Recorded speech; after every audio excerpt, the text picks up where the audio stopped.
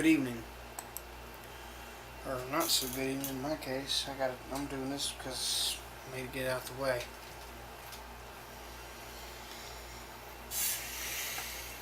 Good sweetener, that and raw honey. Second best.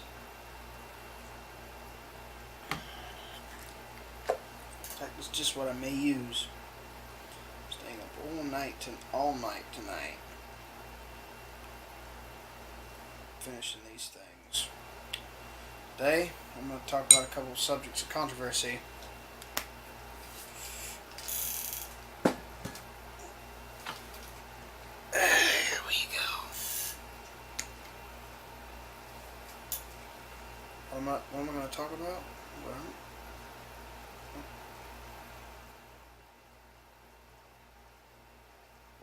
see how dark that is? Yeah.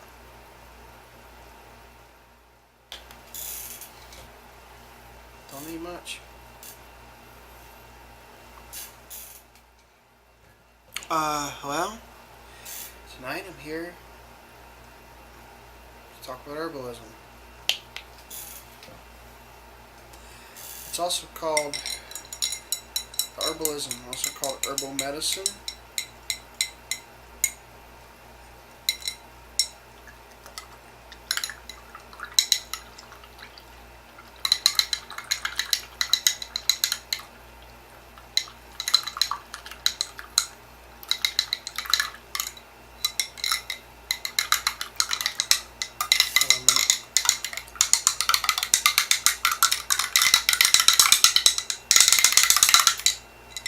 Cooled. It'll be all right. It'll be for the moment.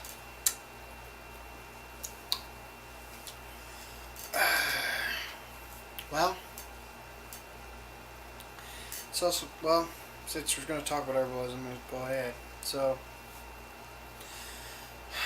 herbalism, also called herbal medicine,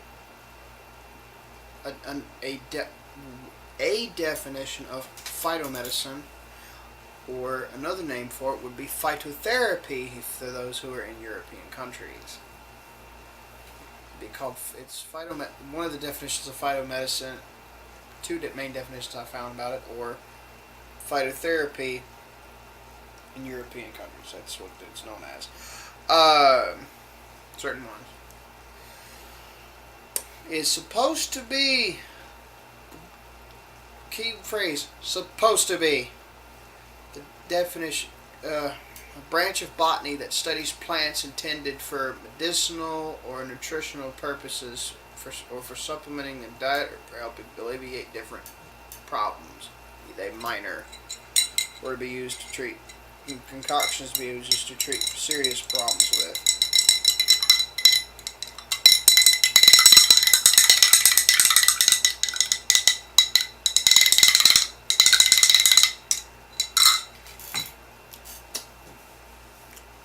Perfect.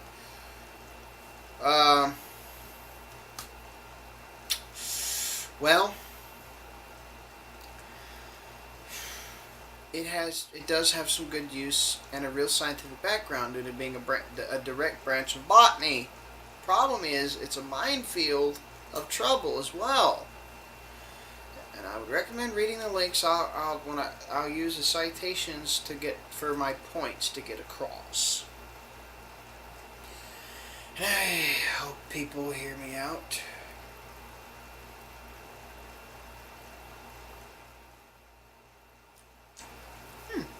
Splashed on my head. You know.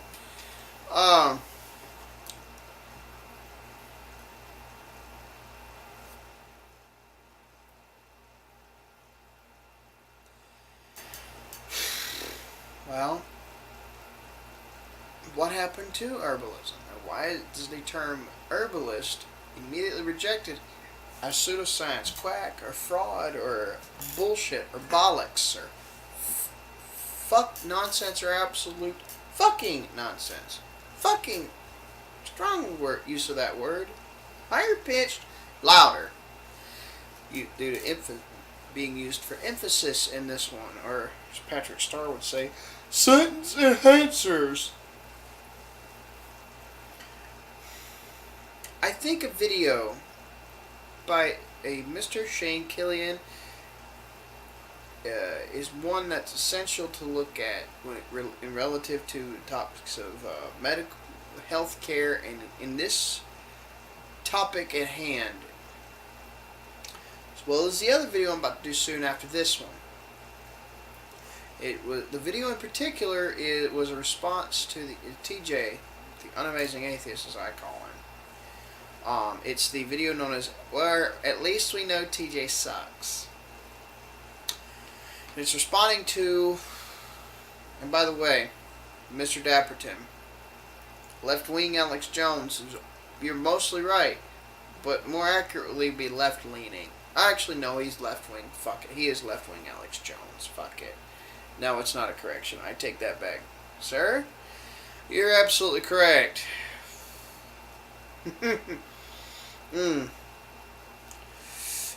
AKA left-wing Alex Jones is mentioning about healthcare.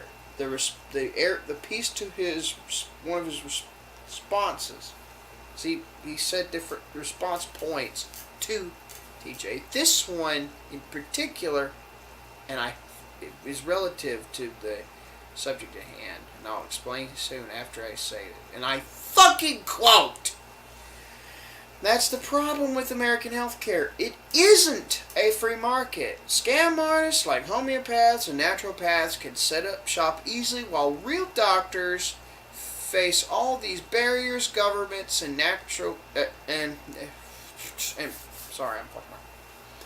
put all these barriers governments put in their way. You could sell whatever kind of snake oil you want as long as you call it a supplement. But the state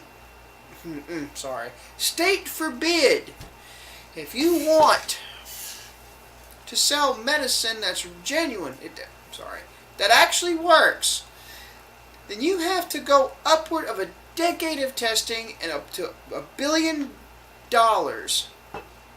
before you're even able to put it on the shelf, before you're even allowed to. The problems of healthcare are caused by government. Sorry for the accidental paraphrasing and misquoting in words. I was trying to remember it directly as word for word. Kind of fucked up. Sorry. And Mr. Killian, point aside, a little side piece aside, the quote I, to some degree, fucked up, word for word though, led to a paraphrasing instead, is absolutely right. Mr. Killian is absolutely correct.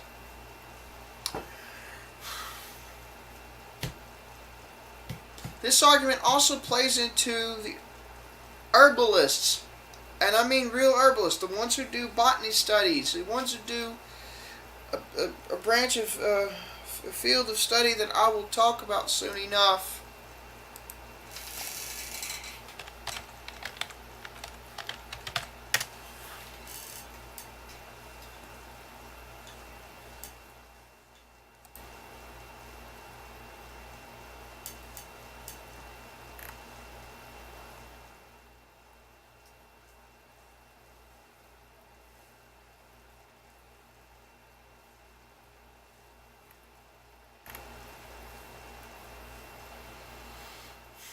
There's many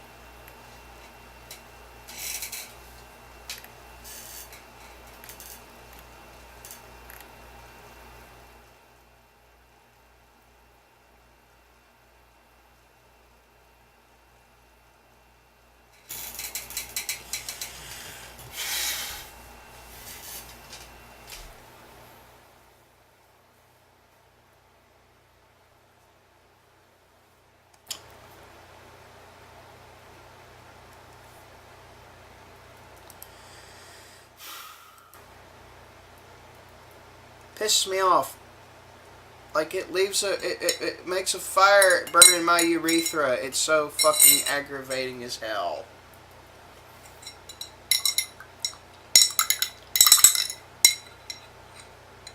Alright. Resolved. Nothing like a good mix of badass, mellowed or a badass Ticino coffee blended brew. Show y'all how to make that one day. But it puts the real herbalists at risk. It affects them too, and it also affects the study of, well, I'm not going to spoil it right now, but a certain field of study directly tied to them. It actually hurts its chances of ever being taken seriously again. This even puts people like me at risk of being chastised and ridiculed by various communities of people for even saying this, even though I see its potential in modern times, and the potential it will continue to have throughout the rest of our existences and our as a species, as species in this universe, in this physical plane, which we know not of anything beyond.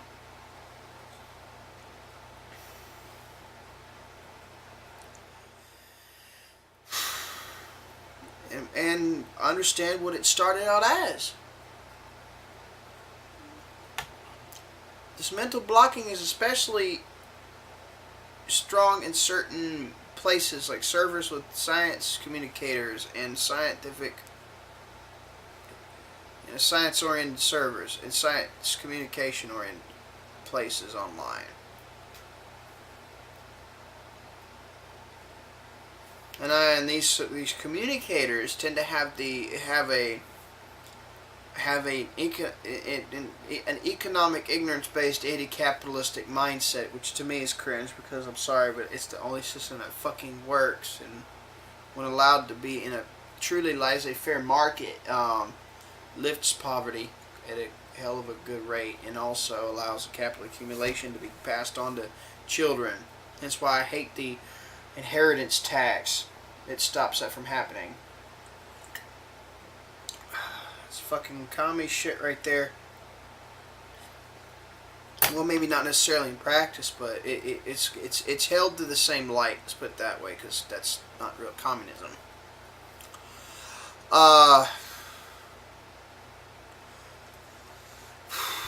mean, it's the same kind. These people that have this kind of rhetoric, this kind of mentality about them, and this mindset. And it's also, when you try to bring up subjects like this to them, they're just gonna insult you, condescend the piss out of you, laugh at you, and then use their Dunning-Kruger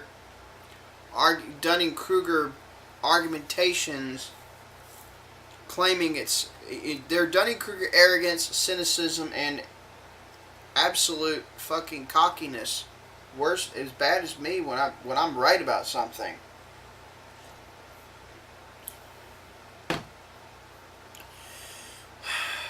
Conflating this combination of effects as conflating them as skepticism and reasonable argumentation on their part, which, similar to what which reminds me of some of the shit about some parts of the anti-theism community that Jim Jesus pointed out in his anti-theism video he made. I happened to encounter in the past myself in one or two spots. Very rare in my case. Very minority in my experience. Very tiny. And the various deism pages I used to be involved with on Facebook loved to bitch about. So that was my main trigger for them when I caused them to come out into such a venomous attack mode. Which essentially was when I criticized Christopher Hitchens of being lenient to Marxism and being a Marxist lenient thinker. Like I said again, my case was rare, and it was only with a few of them in my experiences. I've hung out with some anti-theists on podcasts and stuff, and they were decent to me. They were very chill.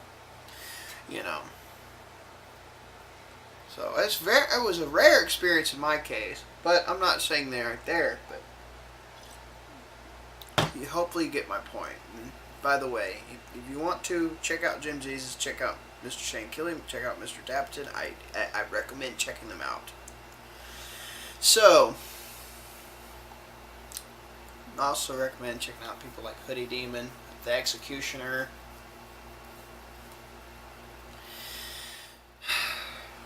Check them out. Please do. But back to the initial topic at hand. That mental blocking reminds me of these certain areas. These certain areas and these certain things I've encountered. These certain these certain circles, pieces, these certain sections of certain collectives and small areas, small collectives in these areas of the internet, wide web that I've encountered these problems with. This reaction, these reactions.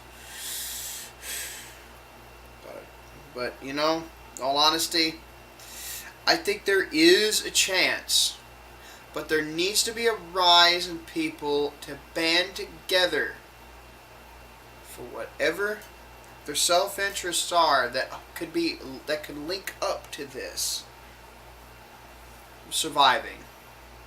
It seems that it will need to be paired with the tools granted to us by pharmacology, clinical trialing, and the study I mentioned multiple times but didn't say it was pharmacognosy. And if you want to know what pharmacognosy is, it's the study of medicinal drugs derived from plants and other natural sources, the physical, chemical, biochemical, and biological properties of drugs, drug substances, potential drugs, or drug substances of natural origin, as well as the known as and including its different branches of it, known as botany, traditional medicines branch known as ethnobotany, ethnopharmacology, which is the study of pharmacological qualities of traditional medicine substances. Study, the medicinal use of plant extracts, known as phytotherapy, which is what, like I said, herbalism's supposed to be a part of this as well, branch into this. Phytochemistry, the study of phytochemicals, which are chemicals derived from plants. Zoopharmacology, pharmacognosy, which is a behavior in which non-human animals apparently self-medicate by selecting certain topically applying certain plants. Or marine pharmacognosy, the study of chemicals derived from marine organisms. And in all honesty, part of pharmacognosy focuses on the use of crude extracts or semi-pure mixtures originating from nature. Namely, phytotherapy is probably one of the best known and most heavily debated in pharmacognosy. Now, this is the part where I'm getting to. Although phytotherapy is sometimes considered as alternative medicine, when critically conducted, it can be considered scientific study of the effects of clinical use of herbal medicines. This area of pharmacognosy right here, this standardizing, I'm getting at. This is one of the gifts this is one of the gifts that it blesses us with. The ability to standardize, make concentrates of, and then standardize the active components that do their thing and some of the cofactors that are the most present, and leave everything else secondary except for things like oxalates, things like if you were to do this with comfrey root, get rid of the pyrrolizidine alkaloids. If you were to, because that blocks liver channels and poisons it, it can actually poison you and kill you. Standardizing of various compounds and standardizing certain extracts from certain medicinal herbs and plants.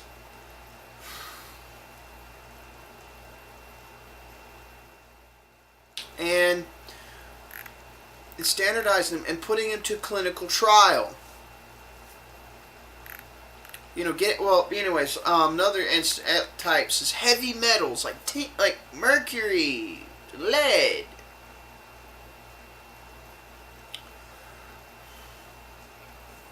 Mercury, lead, arsenic, and all these toxic heavy metals that can easily poison the motherfucker. These, be removed, purified. These and other bad compounds and pesticide, herbicide, and other type of residues can be make sure they're either non-existent or so trace it'd be homeopathic at that point, and your body could easily expel. It's at the very bare minimum negligible. And then trial these things, like the Tangshen herbal pill study. My criticism to that one, personally, is when it used powdered herbs instead of extract concentrates, using these very standardizing and purifying and standardizing of these important active substances, the active stuff, and then the cofactors of those active stuff. That's my biggest criticism here, and I will link it to you in the description below. I will have a little text to it.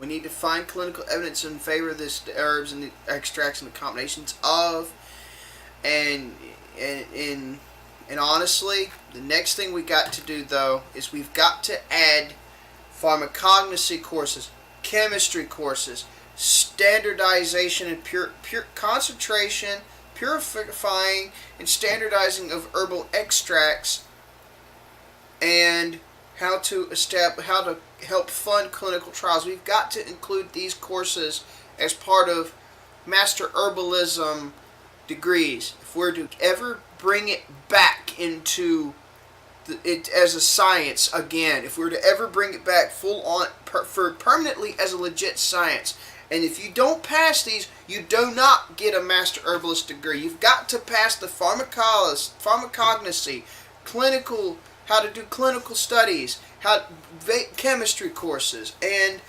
purification and standardization of extracts of these herbs and these traditional herbal medicines. We've got to do this. Because if we don't, and also at a dietetics course, if we don't do this, herbalism is going to be nothing but a label for quackery kingpins. I shit you not. Why am I so passionate about this subject? Because I have a skill in it. I can make use of it. And two, it pains me. It absolutely fucking pains me to see the shit people do under that label. Just like they do with the supplement label.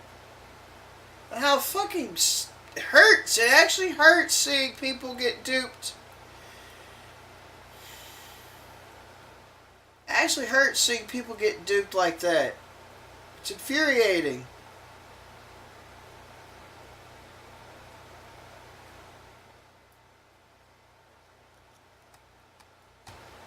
Actually is infuriating to see that shit, because it's people that don't deserve it. It's not because they're stupid. It's because someone they love they don't want to lose, or it's something, or it's someone they're not ready to let go of life just yet, or something of that particular nature.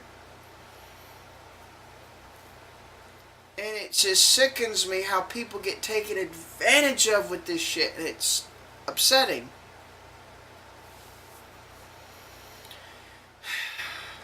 Well, you know what we got to do. Hopefully you understand what we got to do.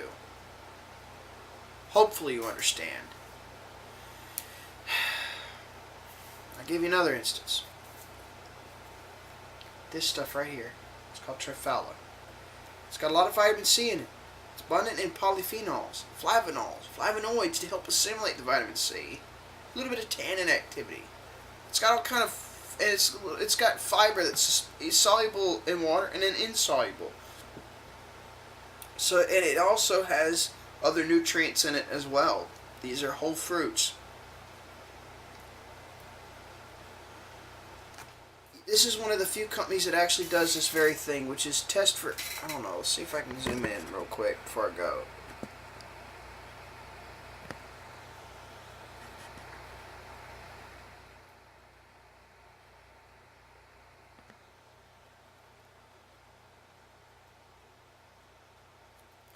Let's see if I can zoom it in.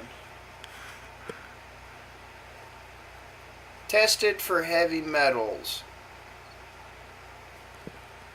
in compliance with international safety standards. There's no heavy metals in this shit because 1 in 5, or possibly 1 in 5 Ayurvedic supplements based on Ayurvedic herb extracts and stuff that might actually have usefulness actually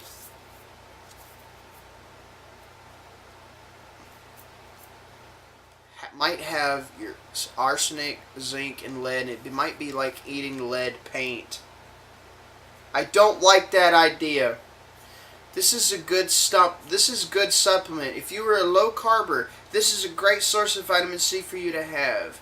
If you are not a low carber, if you are trying to do the vegan, or if you're trying to be like a blue zoner, or more meat heavy blue zoner like Okinawa, Japan, with pork and seafood and eggs, you know, or the more poultry and pork and egg and wild game heavy blue zone known as Nicoya Peninsula, Costa Rica, or if you're trying to, you know, use a hell of a lot of ghee as your main cooking fat, this is something to go to. Regardless of what your diet, your personal diet is, this would be a great additive to it. Speaking of which, I'll take my 3 tonight. Said, oh fuck, what the hell? Yeah, I got cat hair in my mouth. And I will see you guys later. But hopefully you guys know what we can do. That right there is a good thing. That company tests for that shit when they grow that stuff and before selling it. They do the same thing with certain companies like this people I got here. Black seeds, Nigella sativa. It goes great with cheeseburger grits. I shit you not. Take care, everybody. Western Polish Savage signing out.